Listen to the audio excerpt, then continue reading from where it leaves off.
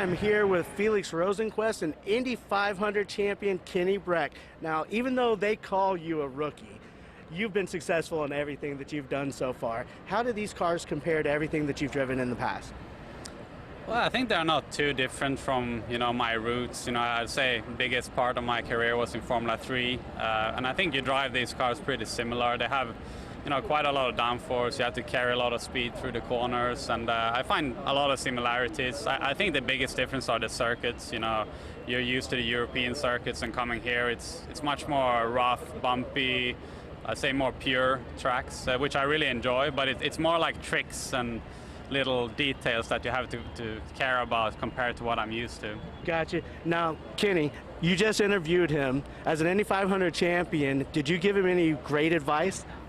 I don't think I can, There's no great advice to be had more than, just stay in the race and be there in the last lap, and hopefully you have a good car, It's a very difficult race this to predict with all the temperature changes and wind changes and stuff, but Felix has shown really good speed initially in the season, and so I think with a bit of patience it could be looking good.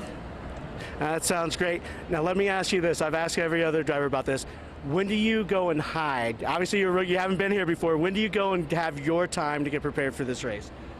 Yeah, I don't know. I mean, maybe we don't get any time. It seems pretty busy. It's been busy all month, so I'm kind of used to get, pulled around and doing a bunch of stuff before jumping in. So I think it doesn't really matter. But obviously, if you get a moment to yourself before the race, maybe 30 seconds or a minute, I think you would always take it for sure. Gotcha. Now let me ask you this: this first lap where you're starting at, has anybody prepared you for what that first lap around the Indianapolis Motor Speedway is, the first lap of the race? A lot of buffeting, I heard. Kenny, is there anything you can throw to him about the first lap of the Indy 500? Where he's starting is going to be a lot of buffeting, but stay cool and wait for the second and third lap. Absolutely. Just make sure that you have somebody over there fanning you off, because the fumes will just be engulfing you. All right, guys, we're all done here today. I'll toss back to Kylie. You guys have a great day.